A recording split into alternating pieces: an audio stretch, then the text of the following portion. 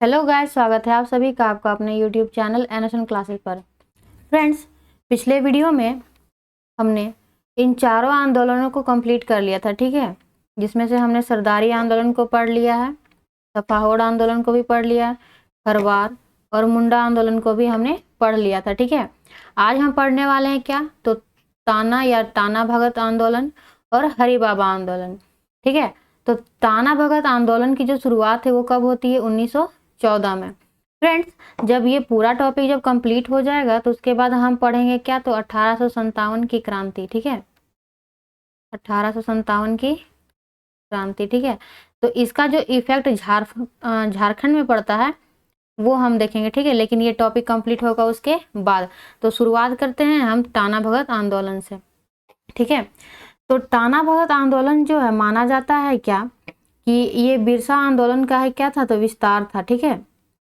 बिरसा मुंडा आंदोलन, ठीक है। बिरसा मुंडा आंदोलन का ही क्या था, तो विस्तार होता है ये, यानी इसके बाद ही, ठीक है।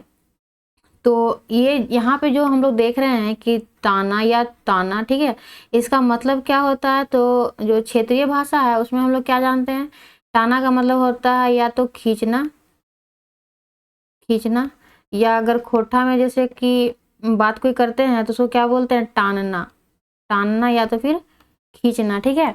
तो इसका मतलब क्या था, जैसे इस आंदोलन में टाना भगत या टाना का मतलब क्या था, तो उन लोग का सेंस ज्यादा था क्या कि अंग्रेजों को इस क्षेत्र से खींचकर बाहर निकालना है, ठीक है। अंग्रेजों को जो है इस क्षेत्र से खींच के क्या करना है, तो बाहर निकालना है। इसीलिए इस आंदोलन का नाम क्या पड़ता है, तो टाना या टाना भगत आंदोलन, जिसकी शुरुआत कब होती है, तो 1914 में, ठीक है। इसके नेतृत्वकर्ता कौन होते हैं, तो जतरा भगत। नेतृत्वकर्ता कौन होते हैं, जतरा भगत, ठीक है। इनका जो जन्म है वो कब हुआ और कहाँ हुआ, तो इनका जन्म 2 अक्टूबर 1888 ईस्वी को, 1888 ईस्वी को गुमला जिले के विशुनपुर प्रखंड में होता है, विशुनपुर प्रखंड में, ठीक है। जन्म कहाँ होता है, तो गुमला जिले में, कब, 2 अक्टूबर 1888 ईस्वी को। इनके पिता का नाम क्या होता है, तो इनके पिता का नाम होता है कोहरा भगत, ठीक है। माता का क्या नाम होता है, तो लिबरी भगत। पत्नी का क्या नाम होता है, तो बुधनी भगत, ठीक है। आप लोगों को हो सकता है नाम कुछ अजीब लगे, लेकिन पहले इसी तरह का नाम हुआ करता था, ठीक है। देखिए, अगर आपको बोला जाए कि इनकी जाति क्या थी, तो कौन से जाति से ये संबंधित थे, एक मिनट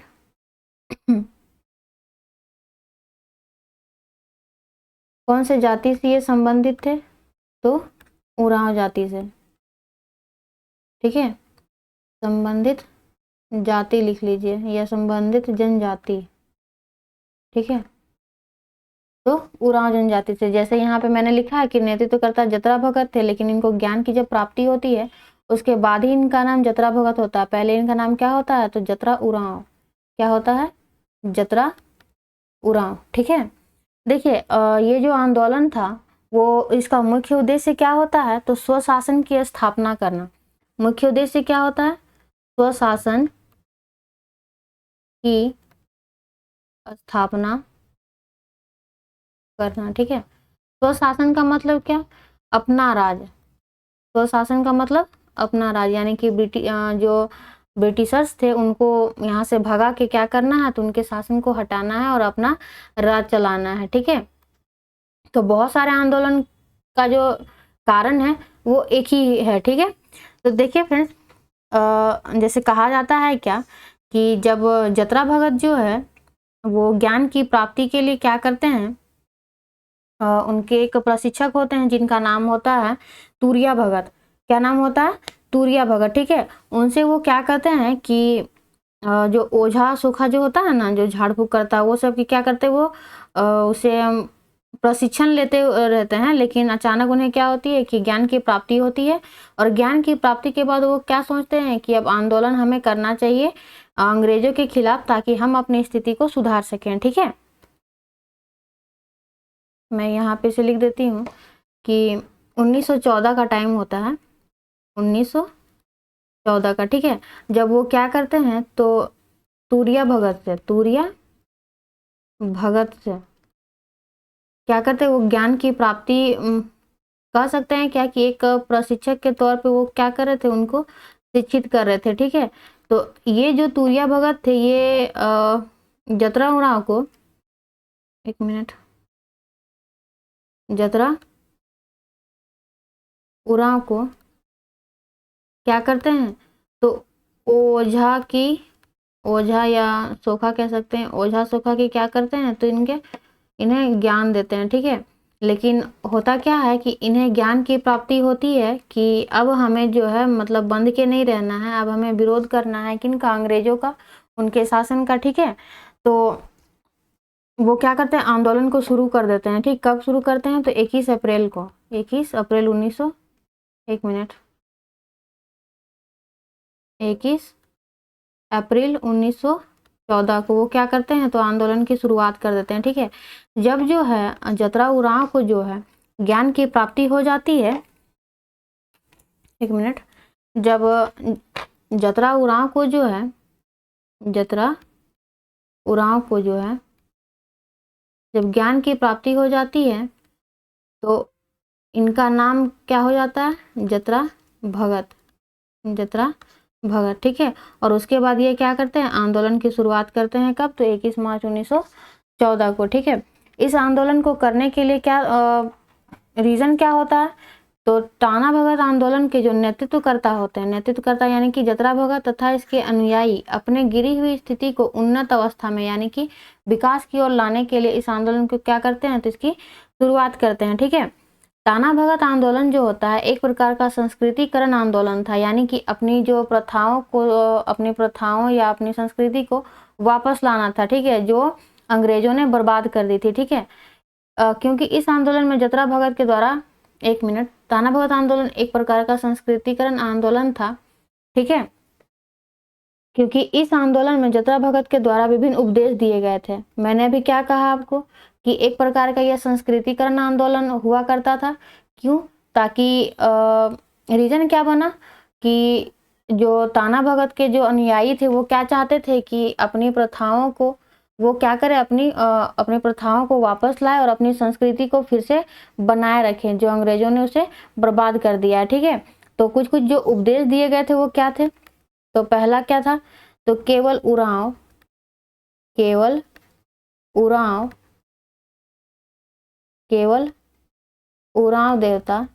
देवता कौन,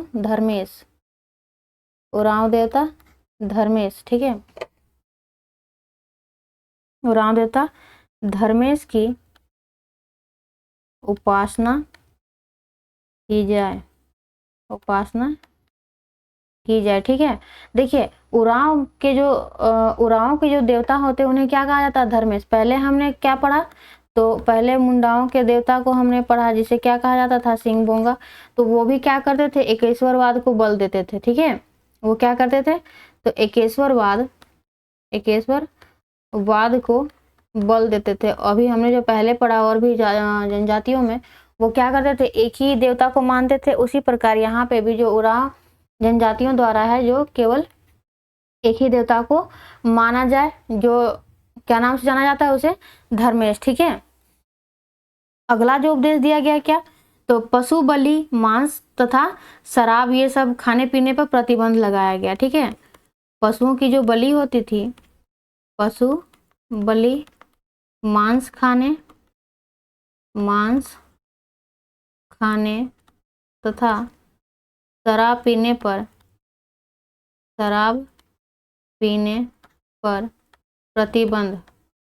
प्रतिबंध, ये दूसरा हुआ उपदेश। ठीक है, तीसरा उपदेश क्या हुआ तो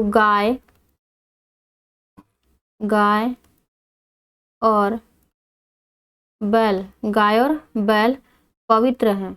गाय और बैल पवित्र हैं, इनसे काम ना कराया जाए, इन्हें क्या होती है, इन्हें तकलीफ होती है, ठीक है, इसलिए इनसे काम ना कराया जाए, ठीक है। उसके बाद जो चौथा जो उपदेश था वो क्या था, तो जमींदारों तथा गैर आदिवासियों, जमींदारों तथा गैर आदिवासियों के यहाँ कुली एवं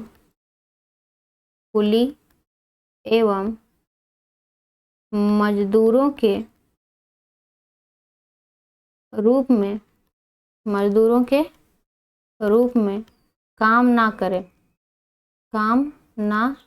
करे, ठीक है। जो आदिवासी थे वो क्या करे, तो जमींदार जो होते हैं उनके यहाँ, जमींदार या गैर आदिवासी या बाहरी लोग, जिन्हें दिकू कहा जाता है, उनके यहाँ ये काम ना करे। उनसे क्या होता था कि ये इन्हें बंधुआ मजदूर बना के रखते थे और इनके लिए कुछ भी उन्हें पे नहीं किया जाता था, ठीक है।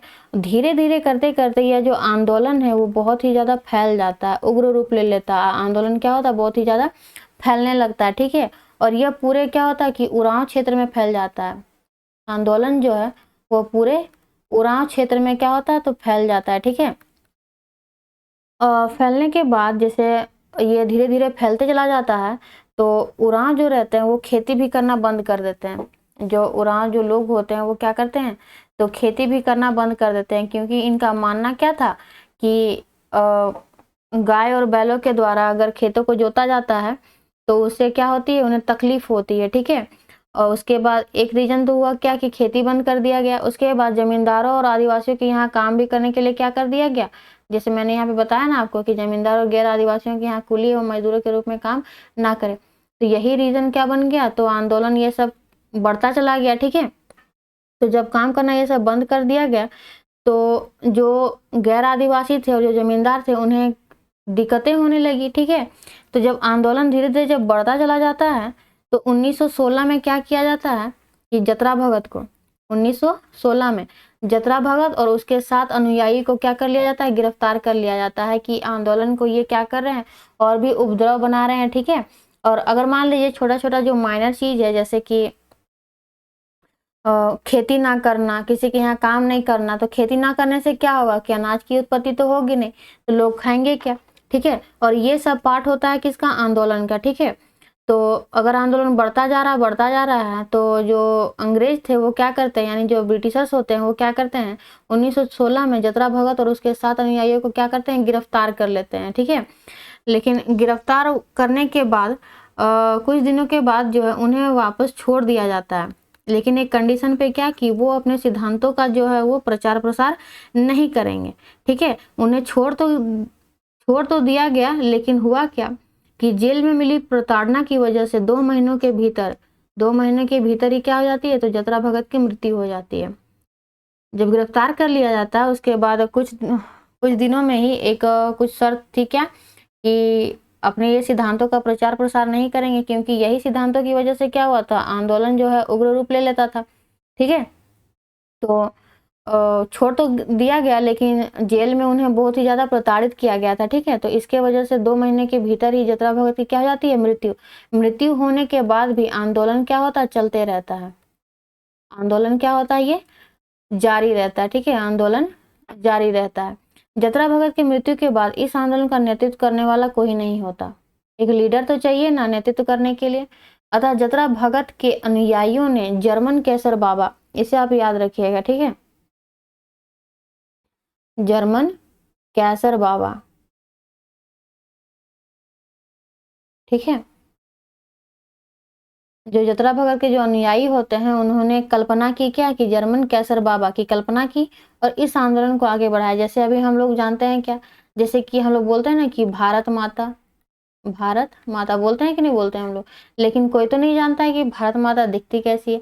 एक स्टेचू बस बना दिया गया है और हम लोग क्या मानते हैं कि वो भारत माता का क्या है, स्टेचू है। हम लोग बोलते हैं ना कि भारत माता, ठीक है, लेकिन एक क्या है, उस तरह का उसे प्रतिबिंबित किया गया है, ठीक है, कि दिखाया गया है कि यही क्या है, भारत माता है। कोई थोड़ा जानता है कि भारत माता ऐसे ही दिखती है, ठीक है। तो उसी तरह क्या किया, इन्हें जब नेतृत्व करने वाला कोई नहीं होता है तो इन्होंने कल्पना किया कि जर्मन कैसर बाबा, ठीक है, और इसी मतलब इन्हीं को क्या मान लिया, इन्होंने लीडर मान लिया और इसके बाद इस आंदोलन को क्या किया, इन्होंने आगे बढ़ाया, ठीक है।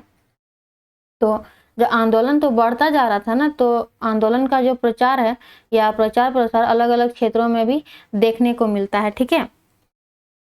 तो कौन कौन से क्षेत्रों में, तो जैसे पहला जो है वो लिखिए कि सिसई, सिसई थाना क्षेत्र, सिसई थाना क्षेत्र।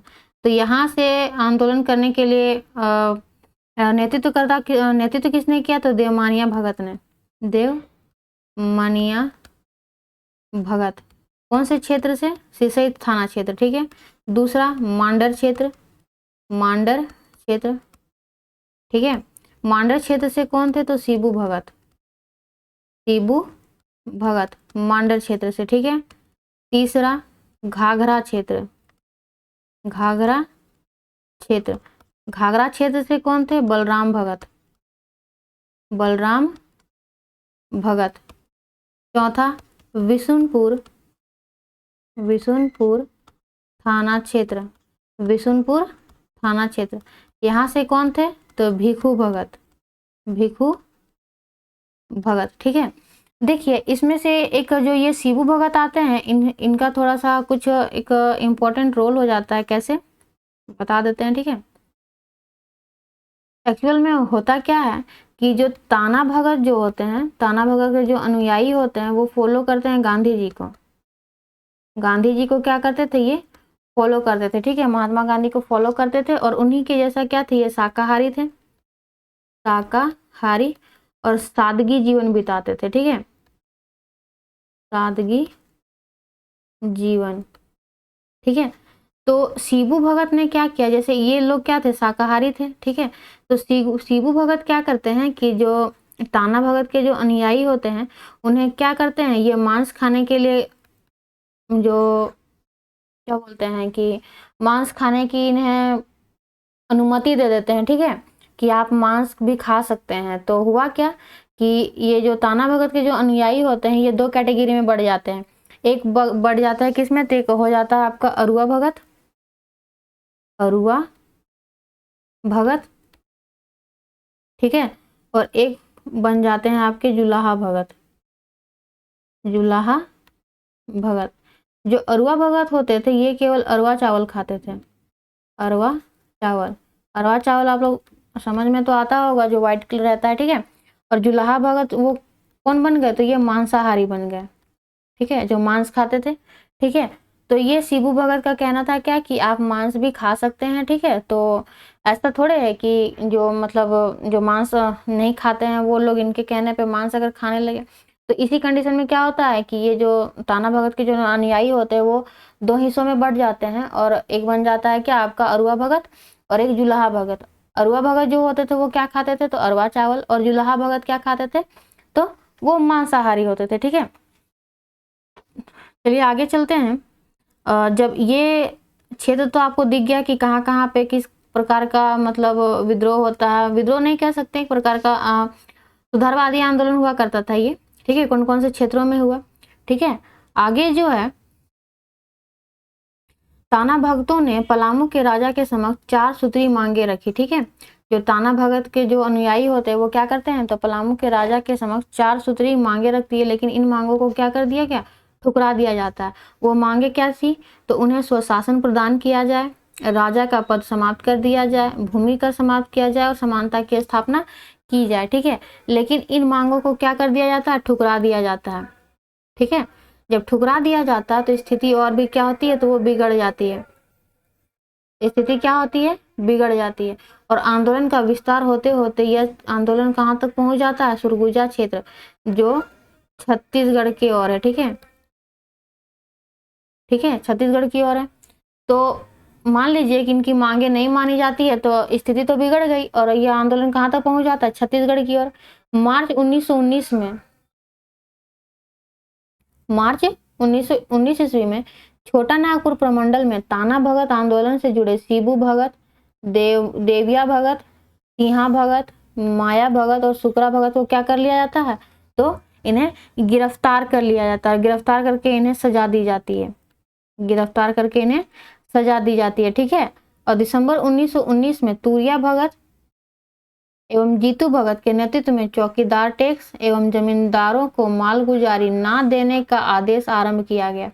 मतलब इन लोग को जो चौकीदारी टैक्स है वो भी मना कर दिया गया और जमींदारों को मालगुजारी भी ना देने का आदेश दिया गया। और लेकिन यह आंदोलन जो होता है पूरी तरीके से क्या होता है, अहिंसक होता है, ठीक है, यानी कि उसमें हिंसा नहीं होती है। महात्मा गांधी द्वारा 1921 ईस्वी में महात्मा गांधी द्वारा 1921 ईस्वी में असहयोग आंदोलन चलाया गया था। ये तो सभी को पता होगा जिन्होंने मॉडर्न इंडिया पढ़ा हुआ है, ठीक है। महात्मा गांधी द्वारा 1921 ईस्वी में क्या किया गया था, तो असहयोग आंदोलन चलाया गया था। और उसी में कुड़ू थाना के जो सिद्धू भगत होते हैं, सिद्धू भगत के नेतृत्व में टाना भगतों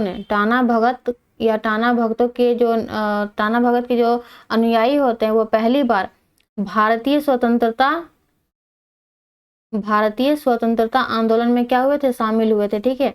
तो ये आप याद रखिएगा, हो सकता है आपसे ये क्वेश्चन पूछ दिया जाए कि जो टाना भगत थे वो कौन से आंदोलन के दौरान, कौन से राष्ट्रवादी आंदोलन के दौरान जो है भारतीय स्वतंत्रता आंदोलन में शामिल हुए थे, तो 1921 के असहयोग आंदोलन में जो महात्मा गांधी के द्वारा चलाया गया था, ठीक है। आप लोग को सभी को पता होगा क्या कि महात्मा गांधी जो थे वो क्या करते थे, तो चरखा चलाते थे और खादी वस्त्र का क्या करते थे, वो अनुसरण करते थे।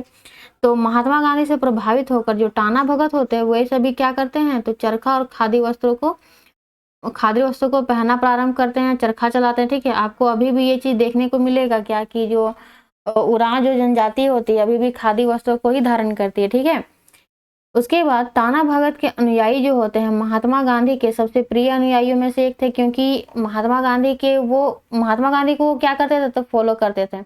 महात्मा गांधी को क्या करते थे, वो फॉलो करते थे, ठीक है। तो जो महात्मा गांधी द्वारा जिन धर्मों का पालन किया जाता था वो भी उन्हीं धर्मों को क्या करते थे, तो उनका पालन करते थे, ठीक है। टाना भगतों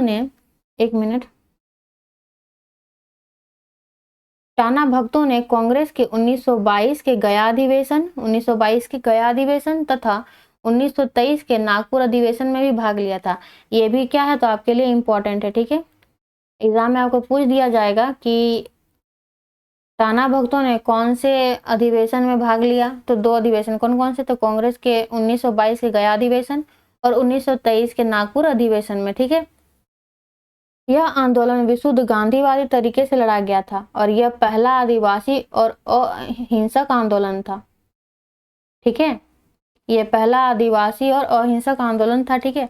1930 ईस्वी में सरदार पटेल द्वारा बारदौली में कर ना देने का आंदोलन चलाया गया था और इसी से प्रभावित होकर जो टाना भगत होते हैं, टाना भगत, इन्होंने भी कर देने से क्या कर दिया, तो मना कर दिया, ठीक है। 1940 में रामगढ़ अधिवेशन में टाना भक्तों के द्वारा महात्मा गांधी को 400 रुपए क्या किए गए थे, तो उपहार दिए गए थे। ये भी आपसे पूछा जा सकता है कि कौन से अधिवेशन के द्वारा टाना भक्तों को महात्मा गांधी को 400 रुपए उपहार दिए गए थे। तो आपको याद रखना है कि 1940 के रामगढ़ अधिवेशन में, ठीक है। उसके बाद 1948 में क्या किया गया, तो रांची जिला में टाना भगत पुनर्वास परिषद अधिनियम को पारित किया गया। कब, तो 1948 में, ठीक है। तो इसमें क्या क्या आपको इम्पोर्टेंट पॉइंट मिला, एक ये महात्मा गांधी के द्वारा 1921 में जो असहयोग आंदोलन चलाया गया था, तो उसमें टाना भक्त जो होते हैं उन्होंने पहली बार स्वतंत्रता आंदोलन में भाग लिया। दूसरा क्या कि टाना भक्तों ने कांग्रेस के 1922 के गया अधिवेशन और 1923 के नागपुर अधिवेशन में भी भाग लिया, ठीक है। फिर 1940 में क्या किया गया, तो रामगढ़ अधिवेशन के दौरान जो टाना भगत होते हैं वो क्या करते हैं, महात्मा गांधी को 400 रुपए उपहार देते हैं और 1948 में रांची जिला में टाना भगत पुनर्वास परिषद अधिनियम को पारित किया गया था, ठीक है। अगला जो आंदोलन है वो क्या है, तो अगला आंदोलन है क्या, हरि बाबा आंदोलन, ठीक है, जिसकी शुरुआत कब होती है, 1931 में, ठीक है। प्रारंभ ये कब होता है, 1931 में। इसका क्षेत्र कौन सा होता है, तो क्षेत्र होता है सिंहभूम। क्षेत्र कौन सा होता है, सिंहभूम, ठीक है। इसके नेतृत्वकर्ता कौन होते हैं, हरि बाबा। नेतृत्वकर्ता कौन होते हैं, हरि बाबा। इनका और एक नाम क्या है, तो दुक्का हो, दुक्का हो, ठीक है। इसे आप याद रखिएगा। कभी कभी क्या पूछ देता है कि जिसका जैसे डबल डबल नेमिंग होता है ना, कि हरि बाबा को और कौन से नाम से हम जानते हैं, तो उस तरह आपको याद रखना है, ठीक है। इस आंदोलन का उद्देश्य क्या हुआ, तो टूटती और बिखरती सामाजिक व्यवस्था तथा धार्मिक व्यवस्था को संगठित करना। देखिए, अंग्रेजों ने तो पहले ही सामाजिक व्यवस्था को बर्बाद कर रखा था, ठीक है। धार्मिक व्यवस्था को ईसाइयों ने बर्बाद कर दिया। धार्मिक व्यवस्था को ईसाई जो होते हैं, ईसाई धर्म प्रचारक, उन्होंने क्या किया, तो इस व्यवस्था को मतलब इनकी जो धार्मिक स्थिति थी उन्हें भी क्या कर दिया, बर्बाद कर दिया, अपने ईसाई धर्म में इनको इन्वॉल्व करके, ठीक है। और कहना क्या था कि अगर आप हमारे ईसाई धर्म में अगर संलिप्त होते हैं तो क्या होगा कि आपको जो है, आपकी जो जमीनें छीन ली गई है उन्हें हम वापस कर देंगे। तो हरि बाबा आंदोलन का उद्देश्य क्या हुआ, टूटती और बिखरती सामाजिक व्यवस्था और धार्मिक व्यवस्था को संगठित करना। यह एक प्रकार का शुद्धि आंदोलन था, यानी कि जो लोग किसी दूसरे धर्म में चले गए हैं उनको अपने धर्म में लाना है, ठीक है। इस आंदोलन को करने में हरि बाबा के साथ और कौन कौन हुए, तो अन्य प्रमुख व्यक्ति कौन कौन हुए। एक व्यक्ति का नाम आएगा सिंगराई हो, बामिया हो, ठीक है। हरि दूला व बिरजा हो, कौन कौन थे, सिंहराय हो, एक मिनट, सिंहराय हो, ठीक है, सिंहराय मैंने लिख दिया, सिंगराय हो, बामिया हो, हरि दूला व बिरजा हो, ठीक है। देखिए, यह जो आंदोलन था ये गांधी जी के प्रभाव से क्या होता है, यह आंदोलन राजनीतिक आंदोलन बन जाता है, ठीक है। 15 मई 1931 को सिंहभूम में टेलीग्राफ के तारों को उखाड़ फेंक दिया जाता है, किनके द्वारा, तो जो हरि बाबा आंदोलन के जो अनुयायी होते हैं वो क्या करते हैं, तो 15 मई 1931 को सिंहभूम में टेलीग्राफ के जो तार होते हैं उन्हें उखाड़ फेंकते हैं। और 27 जुलाई 1931 को जब देखते हैं कि अंग्रेज जब देखने लगते हैं क्या कि जो आंदोलन जो है वो बहुत ही ज़्यादा उपद्रव हो रहा है, तो क्या करते हैं, इसे 27 जुलाई 1931 को हरि बाबा और ताराचंद को गिरफ्तार कर लिया जाता है, ठीक है। और तब ये आंदोलन क्या हो जाता है, ये आंदोलन धीमा पड़ जाता है और धीरे धीरे ये आंदोलन भी क्या हो जाता है, तो ये आंदोलन समाप्त हो जाता है, ठीक है। मेनली आपको इसमें याद क्या रखना है, तो हरि बाबा आंदोलन की शुरुआत कब हुई थी, 1931 में। क्षेत्र कौन सा था, सिंहभूम। नेतृत्वकर्ता कौन हुए, तो हरि बाबा और दुक्का हो, ठीक है। तो आपको ये सब याद रखना है। टाना भगत में आपको 3-4 पॉइंट जो है वो सभी मिल गए। जैसे कि इसमें आपको क्या याद रखना है कि नेतृत्वकर्ता कौन हुए, जतरा भगत, ठीक है। उसके बाद मुख्य उद्देश्य क्या हुआ, स्वशासन की स्थापना करना। उसके बाद यहाँ पे मैंने आपको आगे जो बताया इसमें से 2 या 3 पॉइंट आप याद रख सकते हैं, ठीक है। जैसे जर्मन कैसर बाबा की कल्पना की थी इन्होंने, ठीक है, और इस आंदोलन को क्या किया था, आगे बढ़ाया था। एक मिनट,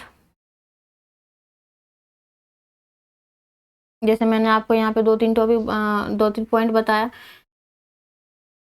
कि 1921 में असहयोग आंदोलन के दौरान ये क्या होते हैं कि इस राष्ट्रवादी आंदोलन में सम्मिलित होते हैं, ठीक है। उसके बाद 1922 के गया अधिवेशन और 1923 के नागपुर अधिवेशन में भी ताना भक्तों ने क्या किया, तो इसमें भाग लिया, ठीक है। तो इस तरह से जितने भी मैंने इम्पोर्टेंट जो पॉइंट बताए हैं उनको आप इम्पोर्टेंट अपने नोट्स पे कर लीजिएगा, ठीक है। उम्मीद करती हूँ फ्रेंड्स कि ये वीडियो आपको पसंद आया होगा, ठीक है। अगर पसंद आया होगा तो ज़रूर एक लाइक कीजिएगा, ठीक है। और इसका जो PDF है वो हमारे टेलीग्राम चैनल पे मिल जाएगा, ठीक है, तो आप उसे वहाँ पे कलेक्ट कर सकते हैं। मैंने सोचा है कि जैसे अगर एक टॉपिक जो है 1857 की क्रांति, तो उसे तो मैं इसमें करवा ही दूंगी, लेकिन इसके साथ तो हो सकता है कि आपके समक्ष और कुछ भी क्लासेस झारखंड की आ सकती है, ठीक है। तो अगर कंटेंट रेडी हो जाता है तो उसकी भी वीडियो आ जाएगी, ठीक है। तो उस टॉपिक को तो हम लोग उसी टाइम जानेंगे कि जब हम उसे स्टार्ट करेंगे, ठीक है। चलिए तब मिलते हैं हम अगले वीडियो में, तब तक के लिए बाय बाय, टेक केयर।